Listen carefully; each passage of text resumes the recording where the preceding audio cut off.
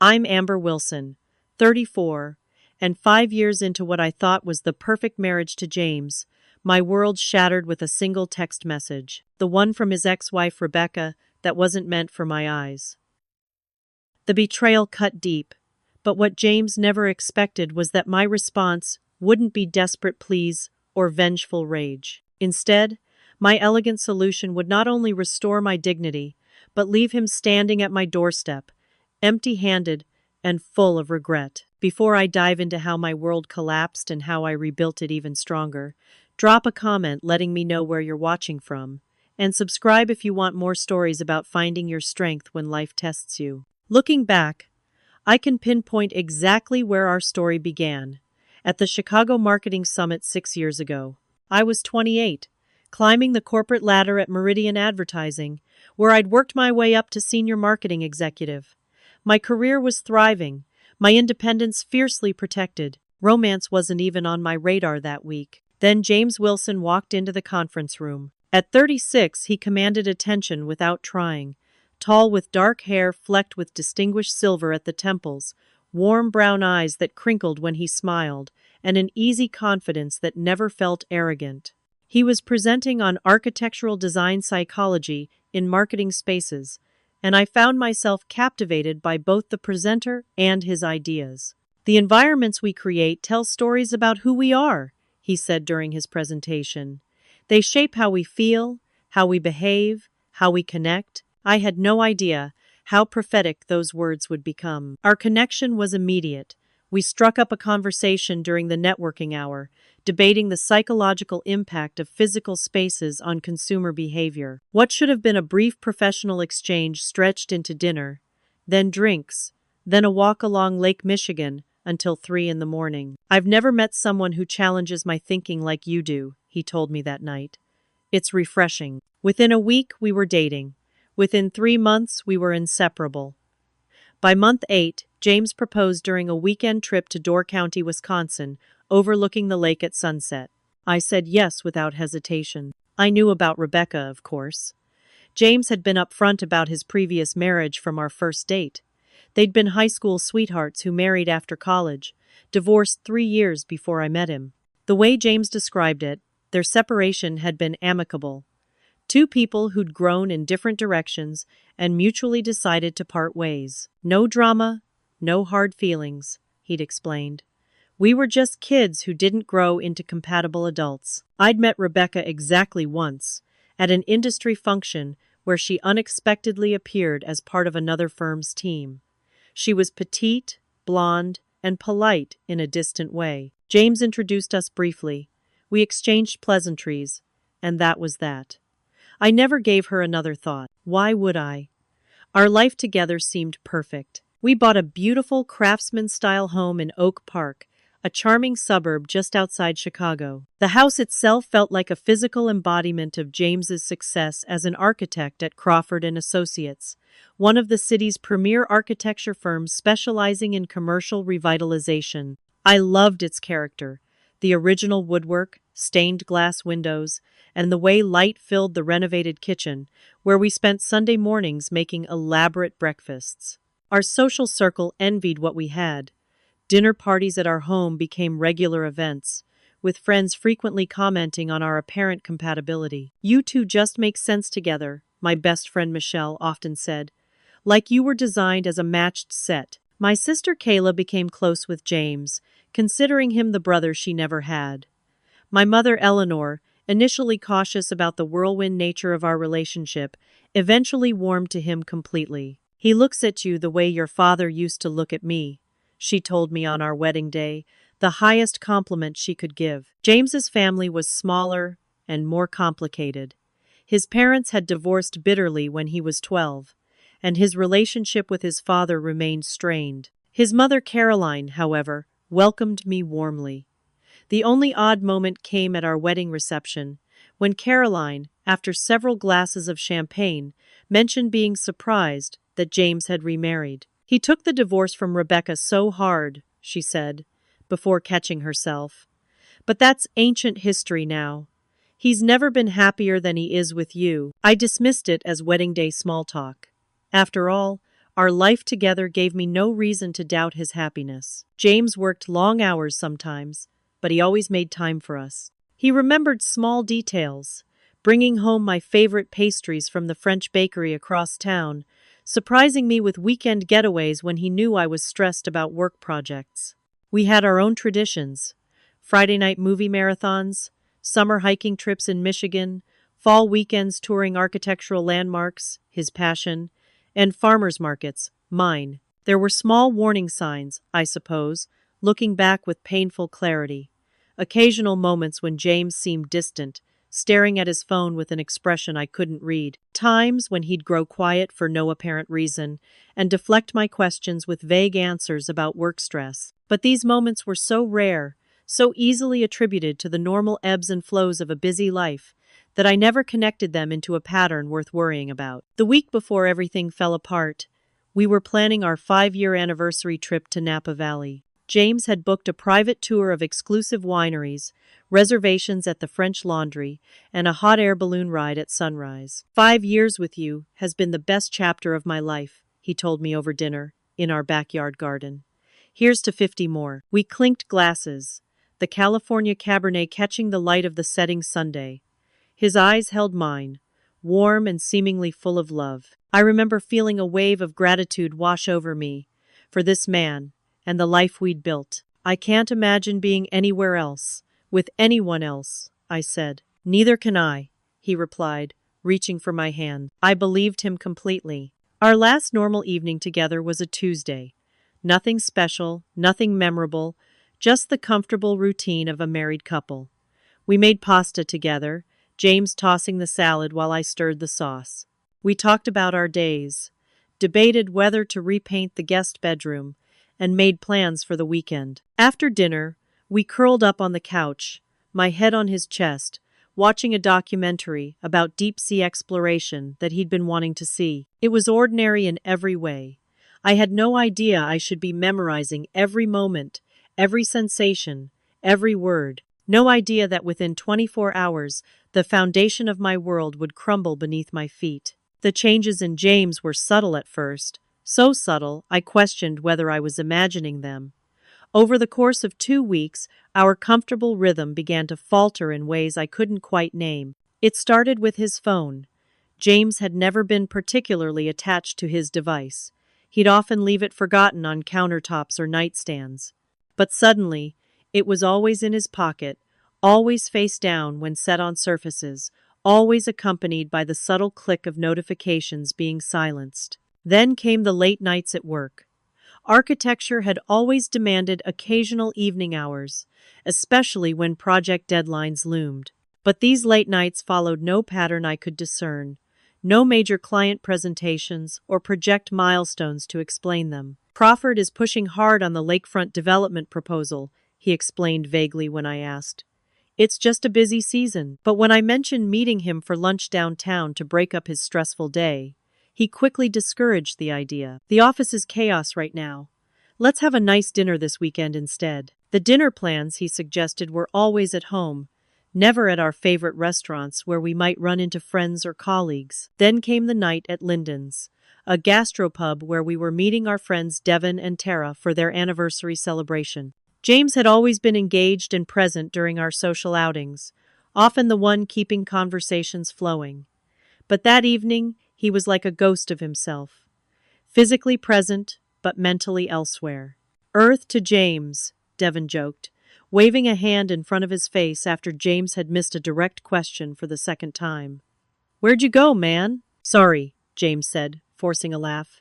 Work brain won't shut off. I watched him check his phone under the table no fewer than 7 times during the 2-hour dinner. Each time he returned from these brief digital escapes, he seemed to require a moment to reorient himself to our company. The next day, I met Michelle for our standing coffee date at Sawyer and Gray, the cozy cafe halfway between our offices. Is everything okay with you and James? She asked, stirring her latte. He seemed off last night. I've been wondering the same thing, I admitted, the first time I'd voiced my concerns aloud. He's been distracted, working late, says it's just work stress. But something feels different. Michelle frowned, Have you asked him directly? I've tried. He either changes the subject or gives me these vague reassurances. Men sometimes retreat when they're dealing with something, Michelle offered. Could be a work problem he doesn't want to burden you with, or maybe he's planning something for your anniversary. I wanted to believe that explanation. It was certainly more palatable than the alternatives beginning to whisper at the edges of my mind. That evening, I attempted a more direct approach. James, I said as we cleared dinner dishes, I've noticed you seem preoccupied lately. Is there something going on you haven't told me about? His shoulders tensed visibly. What do you mean? You're on your phone constantly. You've been distant, working late.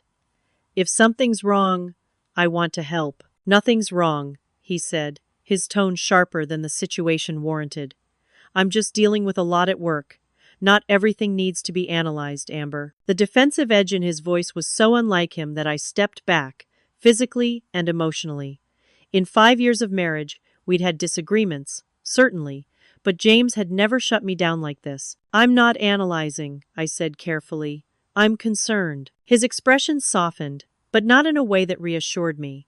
It was the kind of softening that comes with carefully constructed control rather than genuine remorse. I'm sorry, he said, circling the kitchen island to embrace me. I didn't mean to snap. It really is just work stress. Everything's fine with us. Perfect, actually. I let myself be held. But the knot in my stomach only tightened. 3 days later, I found the receipt. I wasn't snooping. James had asked me to pick up his suit jacket from the dry cleaner, and when I hung it in his closet, a small paper slip fluttered to the floor from the pocket. It was from Bellini's, an upscale Italian restaurant downtown. Dinner for two, wine, dessert, dated the previous Tuesday, a night James had told me he was working late at the office. When confronted, James had an explanation ready. It was a business dinner with a potential client, he said smoothly. I didn't mention it because it was just work. You had tiramisu, I pointed out. You hate tiramisu. A flicker of something, annoyance, alarm, crossed his face before he shrugged. The client ordered it. I was being polite. It was plausible. It was reasonable. But something in his delivery felt rehearsed. That night, unable to sleep, I heard James's phone vibrate on his nightstand. The blue glow of the screen illuminated his face as he read whatever message had come through. Then, carefully, he slid out of bed and left the room. I heard the soft click of the door to the garage closing. I waited 5 minutes, then followed. Through the window in the kitchen door that led to the garage, I could see James pacing beside his car, phone to his ear, speaking intently. His free hand gestured emphatically, his face animated in a way it hadn't been in weeks. Not with me, at least. I couldn't hear what he was saying, but I didn't need to. The secretive behavior, the late-night call he felt the need to hide, the pieces were beginning to assemble themselves into a picture I didn't want to see. When James returned to bed 15 minutes later, he seemed startled to find me sitting up, reading Lamp on. Everything okay? I asked, my voice carefully neutral. Just Crawford, he said, sliding under the covers. Client emergency in the Tokyo office. Time zones make everything complicated. I nodded as though I believed him and turned off the light. In the darkness, we lay side by side, separated by inches and secrets. The next day, I spent hours preparing James's favorite meal. Braised short ribs that required all afternoon to cook, roasted vegetables with the herb blend he loved, and chocolate soufflé for dessert. I set the dining room table with our wedding china, lit candles, opened a bottle of the Barolo we'd been saving. At 5:30, James texted, "Stuck at the office, don't wait up, sorry." 4 words that arrived too late to stop dinner, but early enough to break my heart a little more. I sat alone at our beautifully set table, candles burning down, food growing cold, the knot of anxiety in my stomach growing into a solid mass of dread. Something was very wrong, and no amount of denial could obscure that reality any longer. That night, I lay awake watching James sleep, studying the face I'd woken up beside for 5 years. His features were so familiar.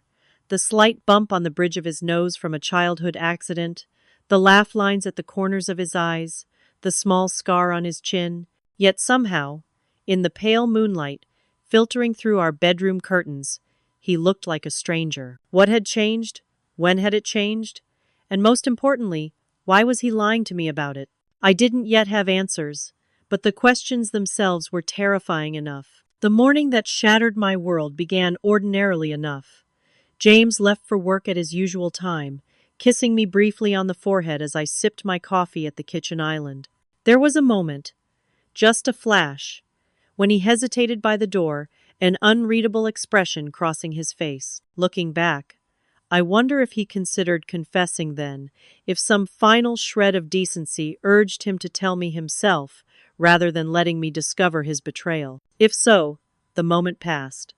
He adjusted his tie, gave me a distracted smile, and was gone. By noon, my anxiety had crystallized into determination. I packed James's favorite turkey and avocado sandwich from the deli near our house, grabbed the architectural magazine he'd mentioned wanting to read, and drove downtown to surprise him with lunch. It wasn't something I'd normally do, but nothing felt normal anymore.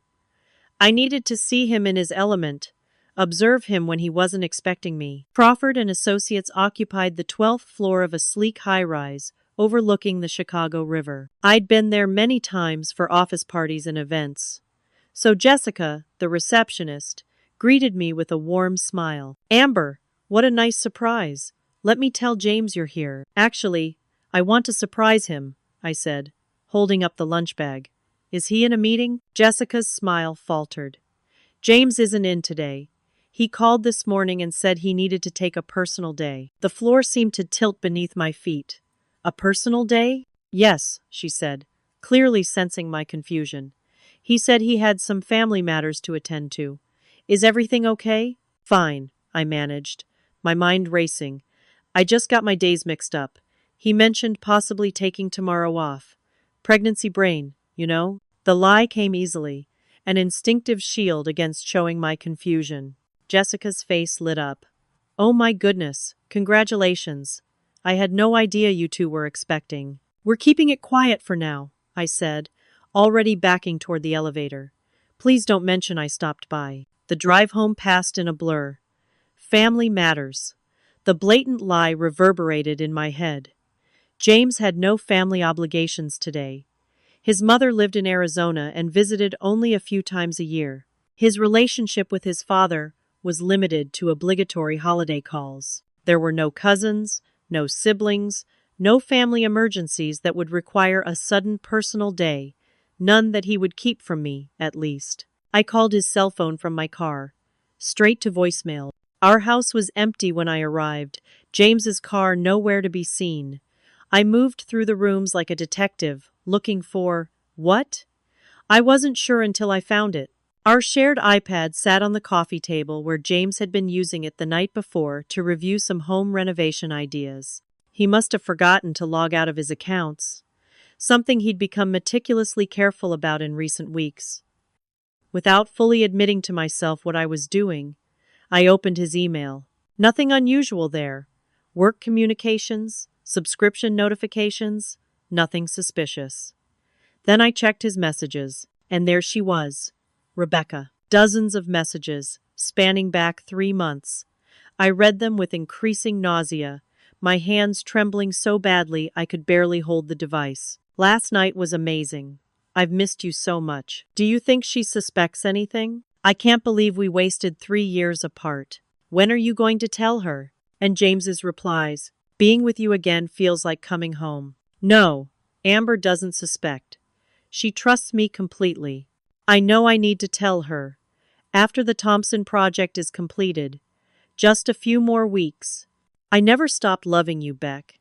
I've been kidding myself thinking I could." The messages detailed their reconnection at a former colleague's wedding that I'd skipped due to a work emergency. How they'd started with innocent catching up, which led to coffee, which led to lunch, which led to hotel rooms and elaborate lies. There were mentions of a future together. James moving back into Rebecca's downtown condo once things were settled. Plans made around my ignorance. Discussions of how to divide assets with minimal conflict. Most painful were the criticisms of our marriage. Things James had apparently never been satisfied with, but had never voiced to me. How he felt I worked too much, how he wanted children sooner rather than later, a timeline we'd previously agreed upon. How he felt we'd lost our spark, while he and Rebecca had rekindled their passionate connection. My vision blurred with tears, as I found a message from just 3 days ago. Rebecca, what about your anniversary trip next month? James. Cancelled. I'll tell her about us before then, I promise. I had to run to the bathroom, barely making it before I vomited, my body physically rejecting the reality my mind was struggling to process. When I could stand again, I returned to the iPad, a strange calm settling over me as shock gave way to investigative determination. I checked his calendar, no work events today, but a reservation at the Peninsula Hotel downtown under his name. I looked through his photos. Buried in a hidden folder were pictures of them together at a lakeside cabin, looking blissfully happy during a weekend when I'd been in Minneapolis visiting my mother. The deeper I dug, the more evidence I found of a double life being constructed around me, the foundation of my marriage being demolished while I remained oblivious. I sat on our living room floor for hours, surrounded by the artifacts of our shared life, wedding photos, vacation souvenirs, the throw blanket we'd picked out together last winter, all of it suddenly transformed into a museum of lies. The physical symptoms of betrayal crashed over me in waves. My chest felt crushed under an immense weight. My stomach contracted painfully. My head pounded. But worst was the burning shame of having been so completely deceived, so thoroughly blind to what was happening in my own marriage. I thought about calling my sister Kayla or Michelle, but humiliation kept me isolated.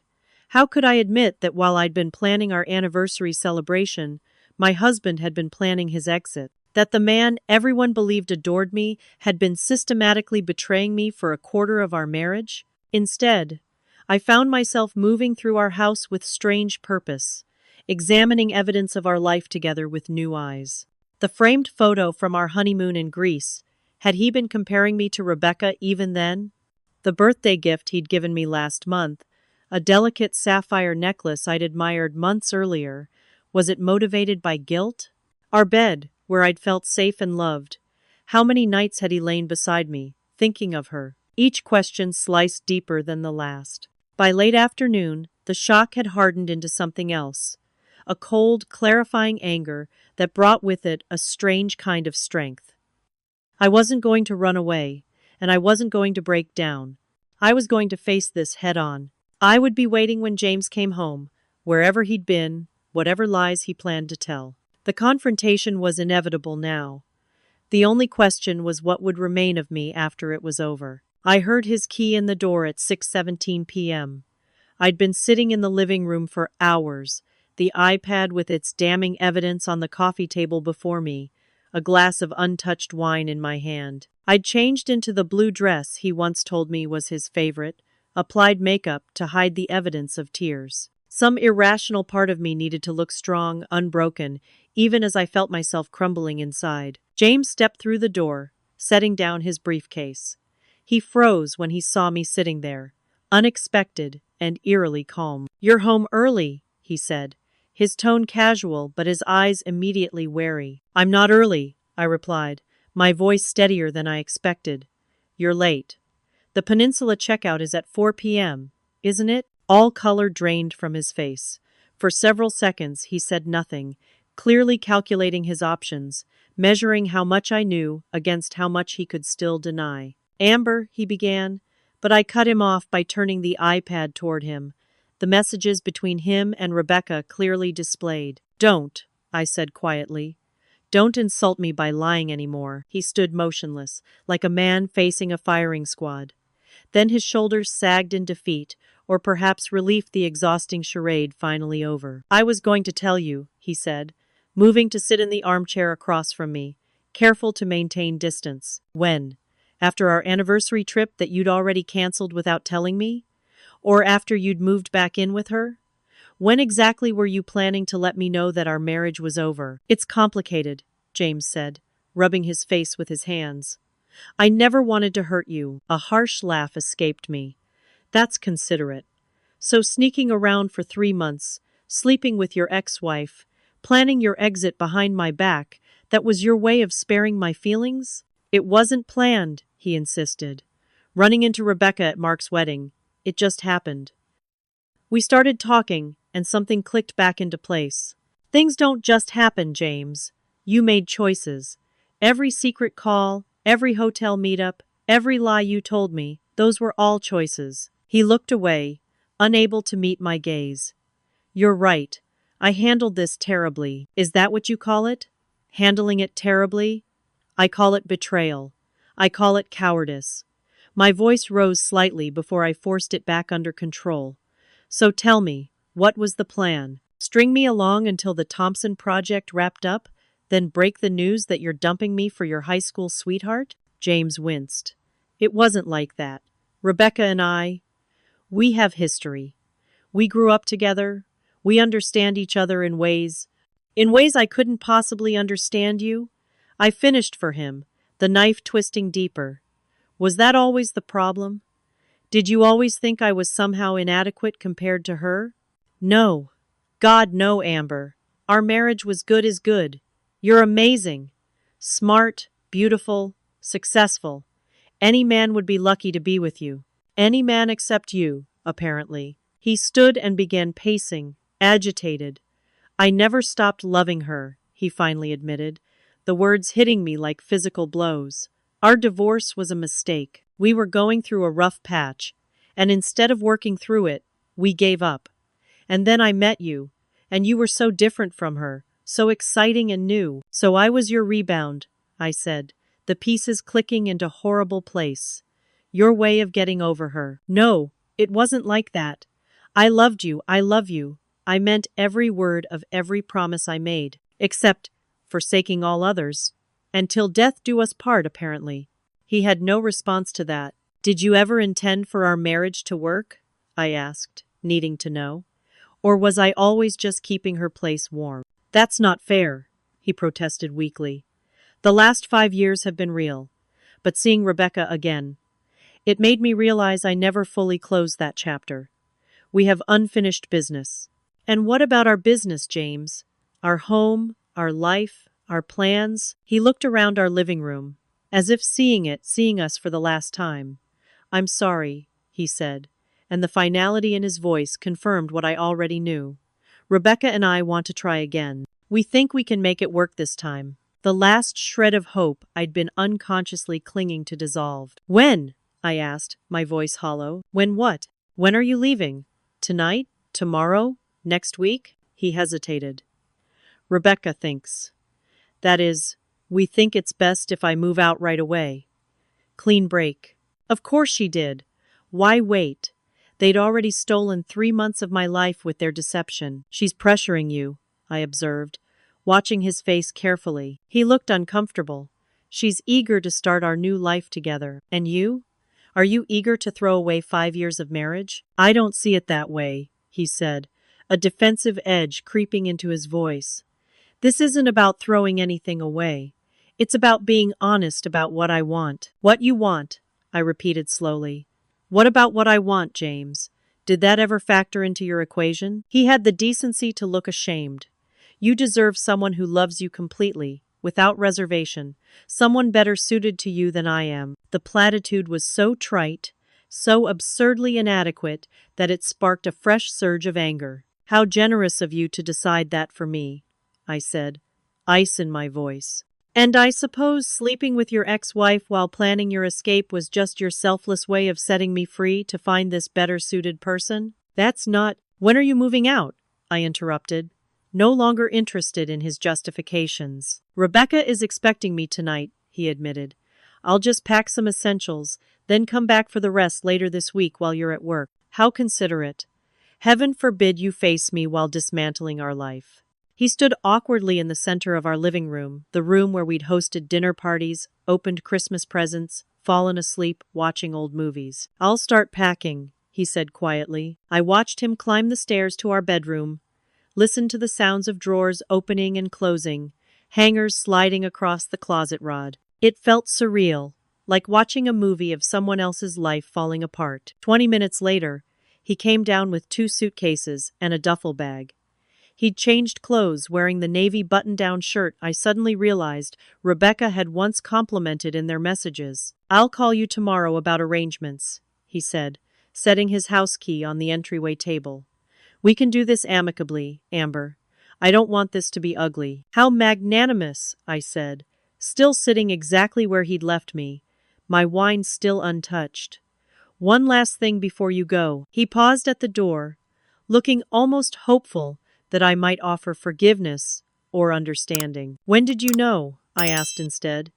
"When did you decide our marriage wasn't worth fighting for?" James seemed to consider the question carefully. "I don't think it was one moment.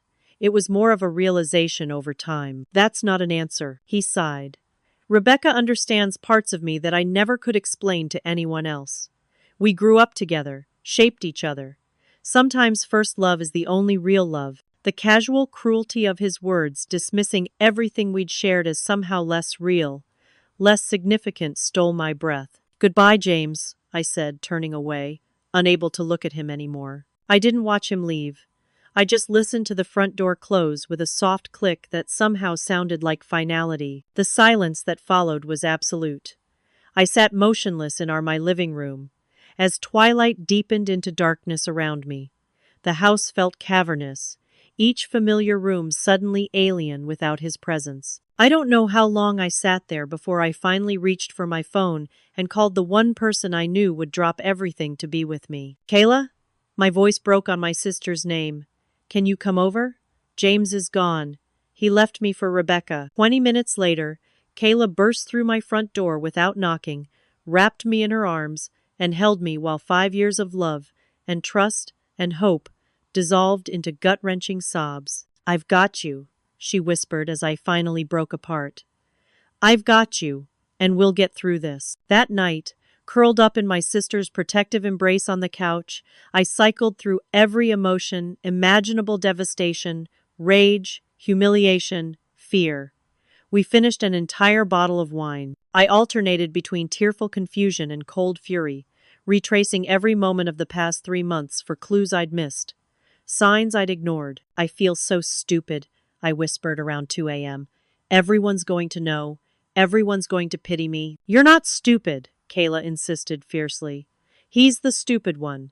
And anyone who pities you instead of admiring your strength doesn't deserve a place in your life." I wanted to believe her. I desperately needed to believe that somewhere beyond this shattering night, I might find strength again, might reassemble the pieces of myself that James had so carelessly broken. But as the night gave way to the first gray light of dawn, all I knew for certain was that the life I'd believed in yesterday no longer existed, and I had no idea what would take its place. The week after James left was the longest of my life. Time stretched and contracted in strange ways, minutes dragging into hours as I lay sleepless at night, yet entire days vanishing in a blur of grief and shock. I moved through them like a ghost, haunting my own life, going through the motions without fully inhabiting them. I couldn't eat. Food turned to ash in my mouth, and the thought of preparing meals in the kitchen where James and I had cooked together sent me spiraling into tears. I lost 7 pounds in 10 days, my clothes hanging loose on my frame. I couldn't sleep. Our bed now, just my bed, felt impossibly vast and cold. When exhaustion finally claimed me in the early morning hours, I'd wake within an hour, my body instinctively reaching for James, before reality crashed down anew. I took to sleeping on the couch, wrapped in the throw blanket from my office that held no memories of him. I couldn't concentrate. Work became a Herculean task, each email requiring triple the usual effort to compose, each meeting an exercise in pretending I wasn't disintegrating inside. I went through the motions, but my mind constantly circled back to images of James with Rebecca, imagined scenes of their reunion, their happiness built on the ruins of mine. But I wasn't alone in my unraveling. My friends rallied around me with a dedication that still brings me to tears when I think about it. Michelle organized a meal train, ensuring that containers of homemade soup, casseroles, and comfort foods appeared on my doorstep nightly, often accompanied by flowers or bottles of wine. When I admitted I couldn't bear to eat in the dining room, she came over and helped me rearrange the furniture, creating a new eating nook in the sunroom that had no associations with James. "Baby steps," she told me, setting up a small bistro table by the window. "New spaces, new memories." My colleagues covered for me at work when I needed to step out for crying jags in the bathroom or emergency therapy appointments. My boss, Patricia, herself divorced, called me into her office on my third day back. "Take 2 weeks," she said, her tone brooking. "No argument. Paid leave. The Hoffman campaign will still be here when you get back, and so will your office." When I protested, she cut me off with a raised hand. "Amber, I've been where you are. Working through it seems like the right approach. But trust me, you need time to process this. The work will wait." She was right, of course. I took the leave, and it probably saved both my sanity and my career. On day 5, post-James, I met with Sarah Goldstein, a divorce attorney Michelle had recommended. She was petite, impeccably dressed, and radiated a quiet competence that immediately put me at ease. "I won't sugarcoat this," she said, after I'd recounted the basic facts of James's betrayal and departure. "Divorce is never easy, even when it's amicable, and given the circumstances, you have every right to feel angry and betrayed." "I do," I admitted. "But I also just want this over with as quickly as possible." Sarah nodded. "That's understandable. Just don't let the desire for speed lead you to accept less than you deserve in the settlement." She walked me through the process: filing procedures, financial disclosures, division of assets, timelines. It was overwhelming, but also oddly grounding. The legal framework provided structure to the chaos of my emotions. "Illinois is a no-fault state," she explained, "so the infidelity itself won't impact the division of assets. But we need to ensure all marital property is properly accounted for and fairly divided." As I left her office with a folder full of paperwork and a list of financial documents to gather, I felt a strange sense of agency returning.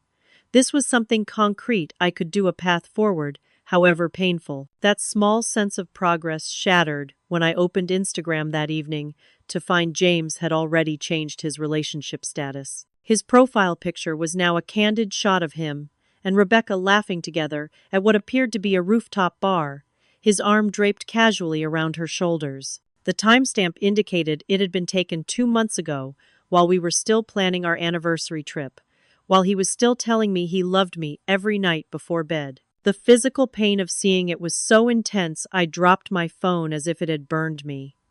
My vision tunneled, my breath coming in short gasps as the panic attack took hold. It took Kayla's voice on the phone, talking me through breathing exercises for 15 minutes, to pull me back from the edge. The public nature of the betrayal added a layer of humiliation I wasn't prepared for. Running into Diane Palmer at Whole Foods the next day, a casual acquaintance from our neighborhood association, drove this home with excruciating clarity. "Amber!" she exclaimed, spotting me in the produce section where I was mindlessly staring at avocados. "How are you? I heard about James. Such a shock." The sympathetic head tilt, the slightly lowered voice, the eager curiosity barely disguised as concern, it was unbearable. "Fine, thanks," I mumbled, abandoning my half-filled cart to flee the store, tears blurring my vision as I fumbled with my car keys in the parking lot. Telling my parents was another hurdle. I'd put it off for nearly 2 weeks, not wanting to disturb my father's recovery from his recent knee surgery. But when my mother called to chat about their plans to visit for Thanksgiving, I couldn't maintain the pretense any longer. "Oh, honey," my mother Eleanor said when I finally choked out the truth. "I'm so sorry."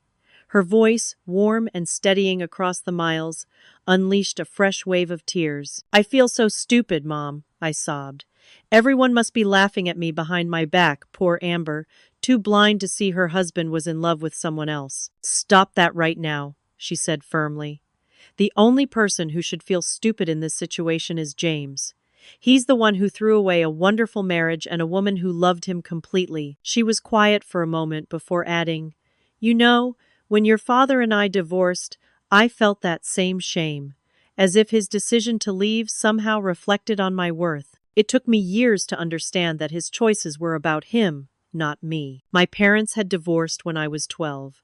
Reconciling and remarrying 7 years later after my father's midlife crisis ran its course. It was a history I'd always been aware of, but had never fully connected to my own life until now. "How did you get through it?" I asked, desperate for a roadmap. "One day at a time," she said simply. Some days, the only victory was getting out of bed and making coffee. Other days, I could actually imagine a future without him. Eventually, those better days started coming more frequently. And the pain? It doesn't disappear, she admitted. But it changes shape, becomes less sharp, more manageable. And then, one day, you realize you've gone hours without thinking about it.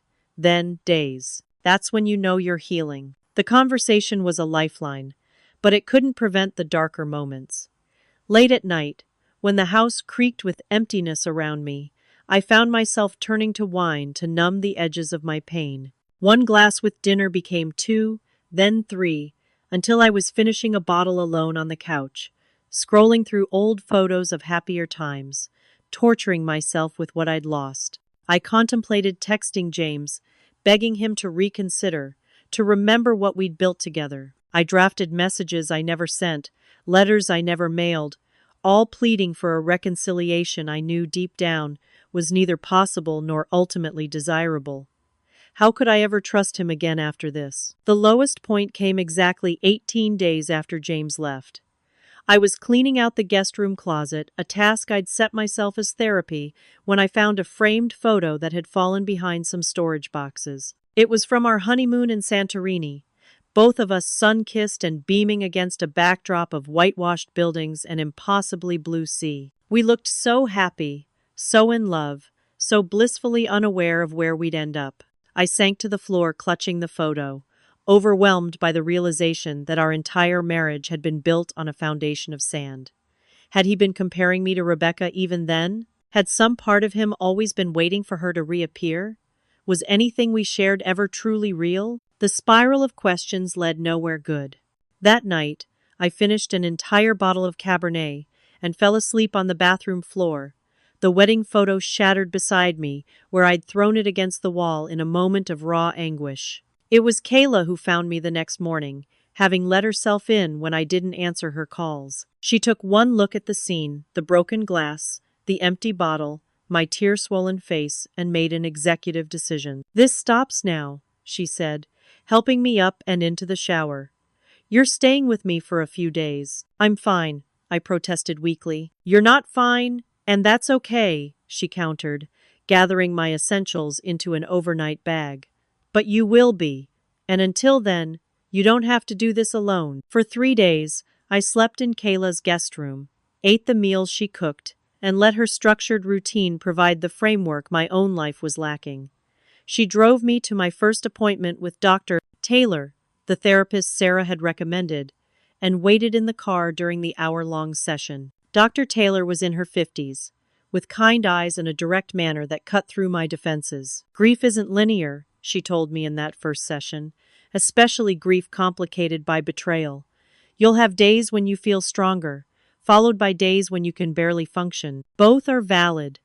Both are necessary parts of the healing process." "When does it stop hurting?" I asked, the question that had been consuming me. "I can't give you a timeline," she said honestly, "but I can promise you it will hurt less, and I can help you develop tools to manage the pain more effectively than wine and isolation." We talked about healthier coping mechanisms, journaling, exercise, meditation, reconnecting with neglected friendships and interests. We talked about the stages of grief and how they apply to the end of a marriage. We talked about the specific trauma of betrayal and how it shakes not just your present reality, but your understanding of your past. "Everything I believed about my marriage feels like a lie now," I admitted. "How do I trust my own judgment again after missing something this enormous?" "James' deception doesn't mean you failed," she said firmly. "It means he made choices that prioritized his desires over his commitment to you. That's about his character, not your perception." It was a perspective I desperately needed to hear. By the time I returned to my house, now definitively my house, not ours, something had shifted inside me. The pain hadn't diminished, but my relationship to it had begun to change. It was no longer all-consuming, no longer the only defining feature of my existence. As I unpacked my bag in the bedroom I'd shared with James for 5 years, I noticed a small spark of something unfamiliar glowing faintly beneath my grief. It took me a moment to recognize it for what it was: determination. Not determination to win James back or to make him regret his choice, though those thoughts had certainly crossed my mind in darker moments. This was different. This was determination to survive this, to rebuild, to find a version of myself that existed independently of the wreckage he'd left behind. That tiny spark wasn't happiness, or healing those seemed impossibly distant on the horizon. But it was something equally powerful. The first inkling that a future existed beyond this pain, and that I possessed the strength to reach it. 2 months after James walked out of our home and into Rebecca's waiting arms, I found myself sitting in Dr. Taylor's office for our weekly session. The acute, jagged pain of those first weeks had gradually transformed into something more manageable, a persistent ache that accompanied me throughout my days, but no longer threatened to consume me entirely. I had a realization this morning, I told her, settling into the familiar leather chair. I was thinking about the divorce proceedings, about the potential ugliness ahead, and I suddenly understood something important. Dr. Taylor nodded encouragingly. I want my dignity more than I want revenge, I continued. James took so much from me, my trust, my sense of security, the future we planned together. I won't let him take my self-respect too. It was a pivotal moment, one that had crystallized as I stood in front of my bathroom mirror that morning, studying the face that looked back at me. The dark circles under my eyes had faded. My complexion had regained some color, and most importantly, I recognized myself again. Not the shell-shocked woman of 2 months ago, but someone new, someone tempered by pain but not broken by it. That's a powerful insight, Dr. Taylor said.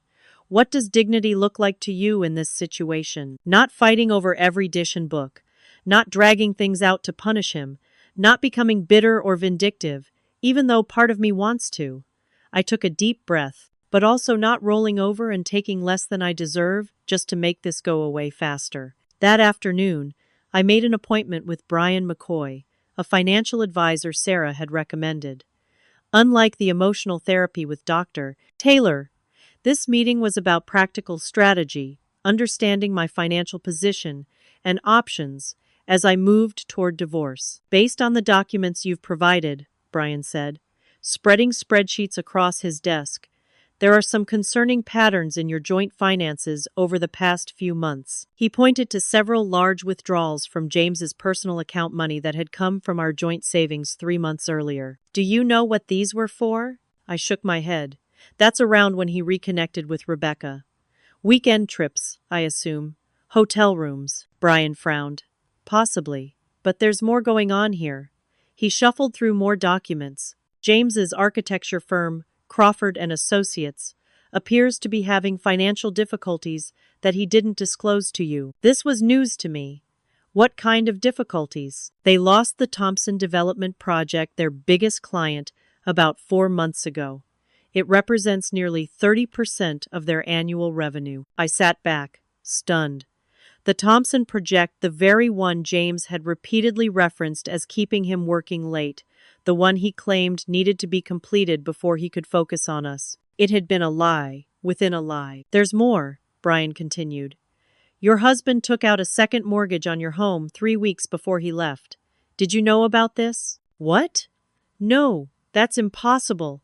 I would have had to sign. Brian slid a document across the desk. There was my signature, or rather, what appeared to be my signature. I didn't sign this, I said, my voice hardening.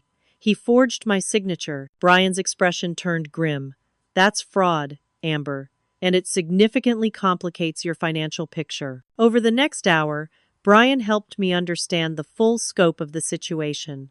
Crawford and Associates was struggling financially, with rumors of potential bankruptcy. James had been withdrawing unusual sums from our joint accounts, and most concerning, the second mortgage had already been partially spent, nearly $50,000 gone with nothing to show for it. I recommend you speak with your attorney immediately, Brian advised as our meeting concluded.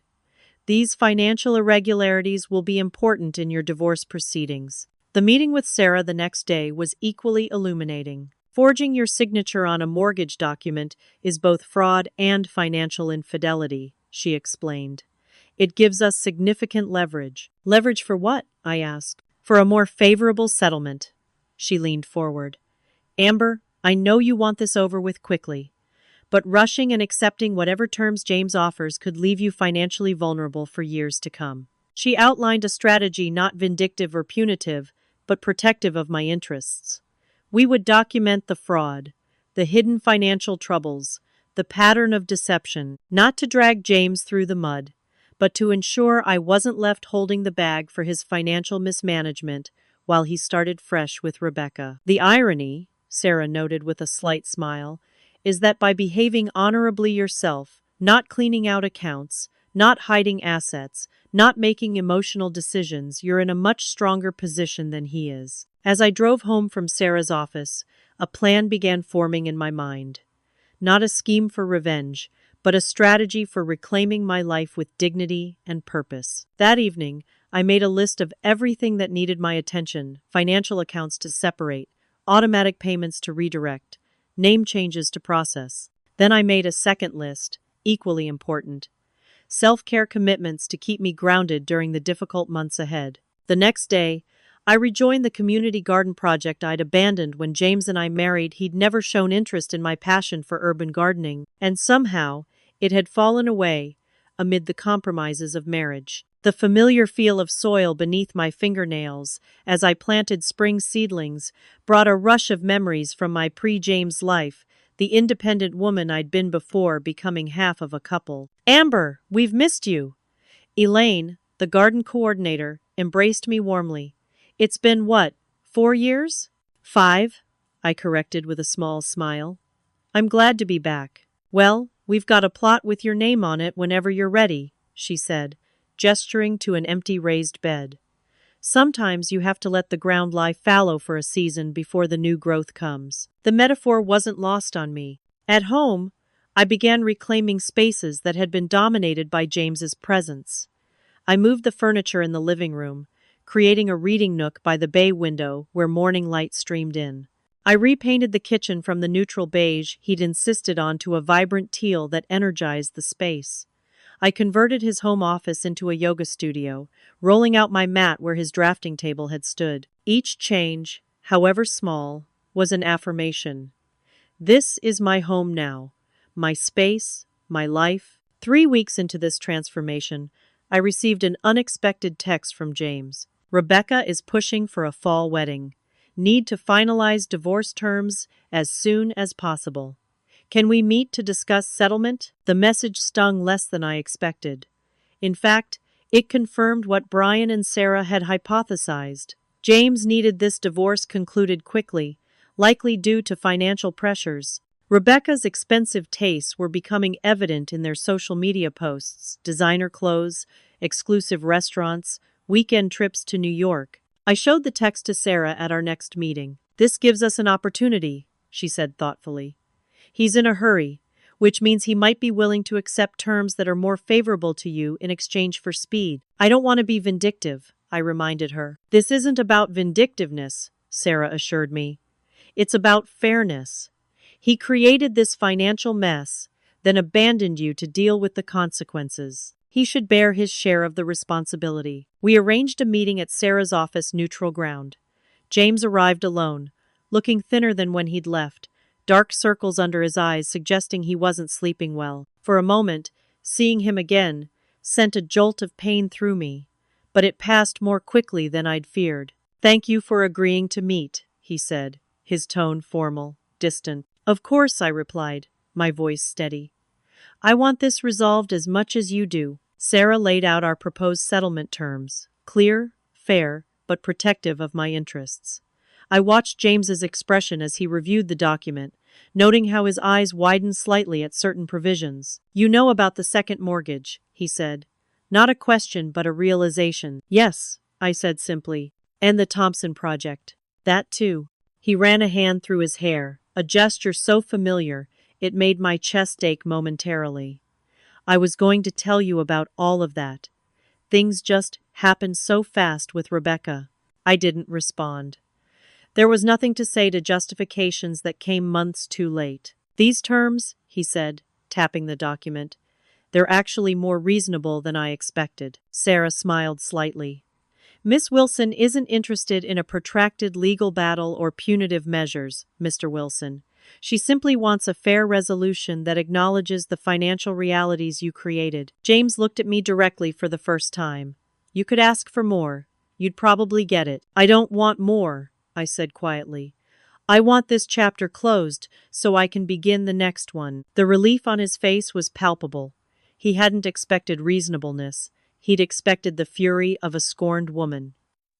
My calm dignity clearly disarmed him more effectively than any rage could have. He signed the preliminary agreement before leaving, promising to review the final documents with his own attorney promptly. As the door closed behind him, Sarah turned to me with admiration.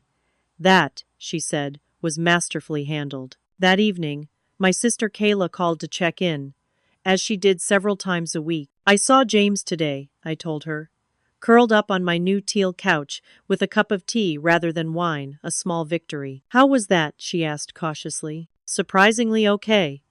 We're moving forward with a settlement. I explained the terms we'd outlined: fair division of assets, James taking responsibility for the fraudulent second mortgage, me keeping the house with a refinancing plan to remove his name. Wait, Kayla interrupted.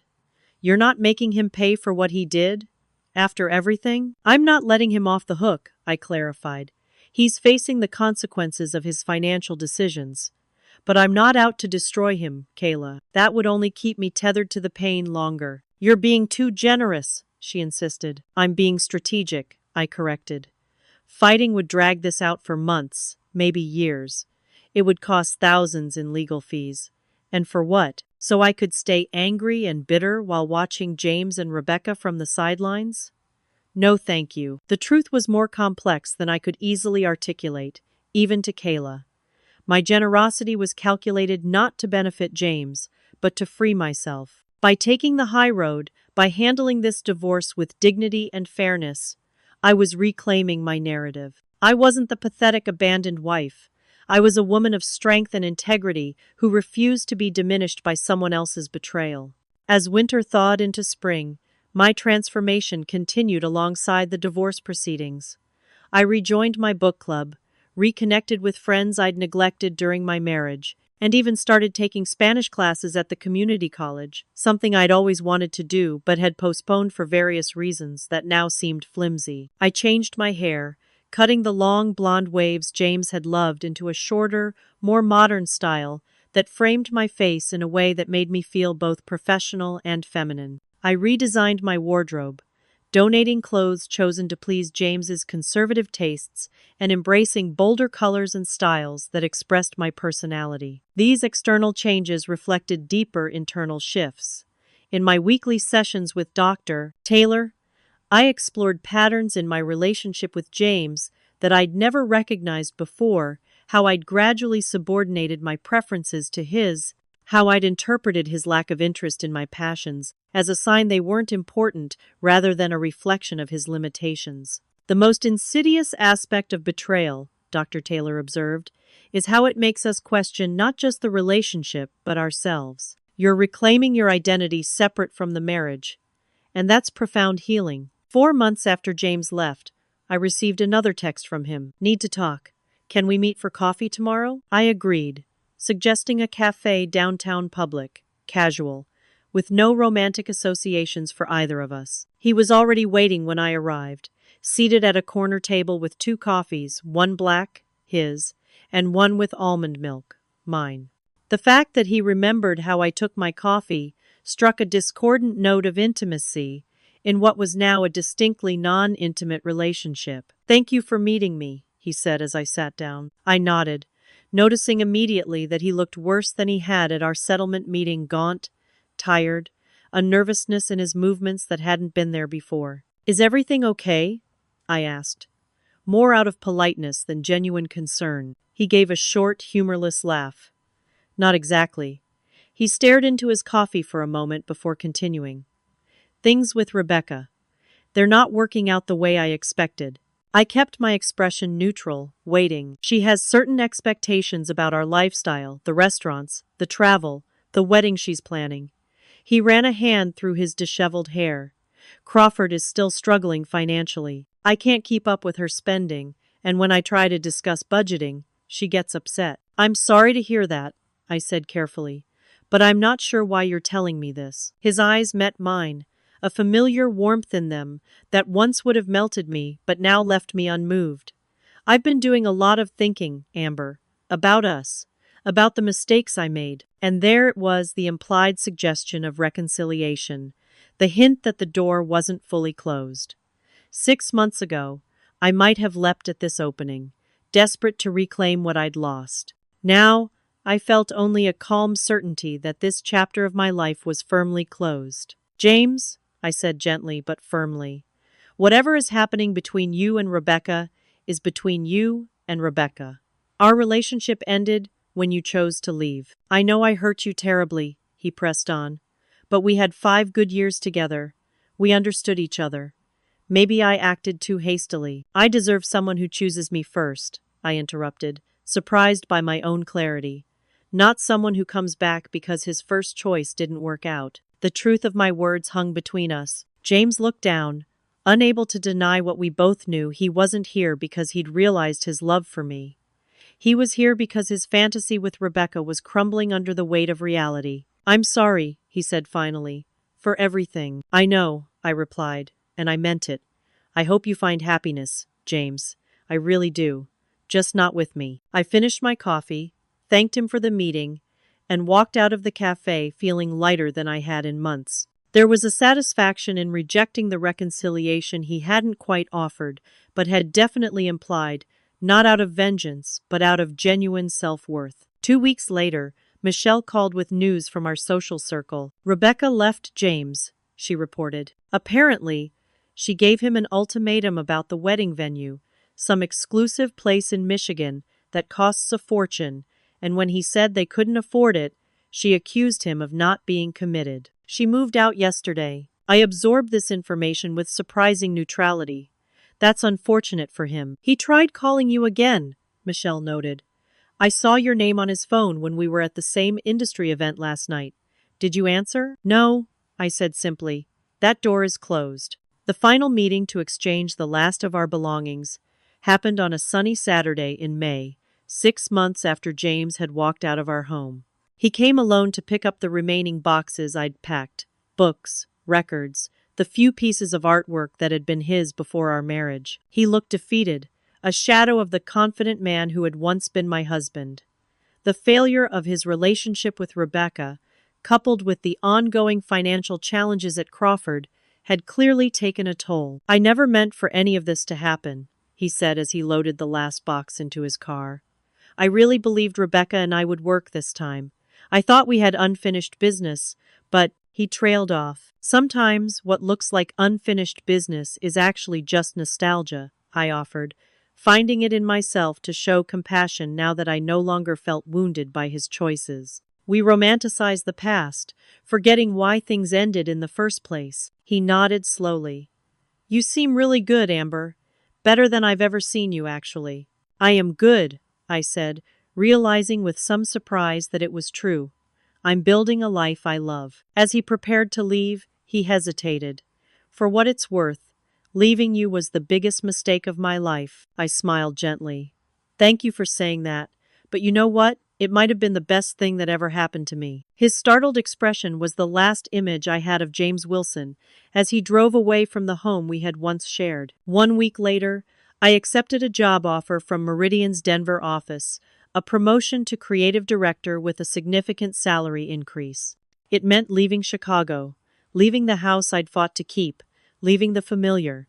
But now, the prospect of a fresh start in a new city felt exhilarating rather than terrifying. As I packed up my life, I reflected on the journey of the past year. I had lost what I thought was everything, only to discover that everything hadn't been serving me as well as I'd believed. In its place, I'd found resilience I never knew I possessed, friendships deeper than I'd appreciated, and a relationship with myself built on genuine self-worth rather than external validation. And yes, I'd even found the possibility of new romance. Ryan Mitchell, the client liaison I'd worked with on the Hoffman campaign, had asked me to dinner the week before I left for Denver. The conversation had flowed easily, the attraction unmistakable. But more importantly, I'd approached the evening with clear-eyed awareness, rather than desperate need enjoying his company while maintaining healthy boundaries. I'm moving to Denver in 3 weeks. I'd told him honestly over dessert. Denver's only a 2-hour flight from Chicago, he'd replied with a smile.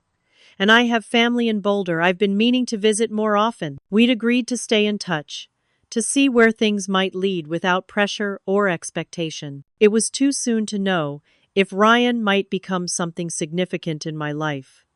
But the fact that I could even contemplate opening my heart again felt like its own kind of victory. 1 year after signing the final divorce papers, I stood on the balcony of my downtown Denver apartment, watching the sun set behind the Rocky Mountains. The view never failed to take my breath away, the majesty of the mountains against the darkening sky, the city lights beginning to twinkle below. My new home felt symbolic of everything I'd gained since James walked out. Perspective, elevation, beauty I hadn't known existed. The divorce had been finalized with surprising efficiency once James accepted the terms Sarah and I had proposed. 6 months of legal proceedings concluded with a judge's signature and a certified document declaring me, once again, Amber Lawson, my maiden name, reclaimed along with my independence. I'd learned through the grapevine that after Rebecca left him, James struggled both personally and professionally. Crawford and Associates ultimately filed for Chapter 11 bankruptcy protection, restructuring under new management with James demoted from partner to senior architect. He'd sold his car, moved to a smaller apartment, and taken a second job teaching evening courses at a local design school to manage the financial obligations he'd created. I took no pleasure in his difficulties.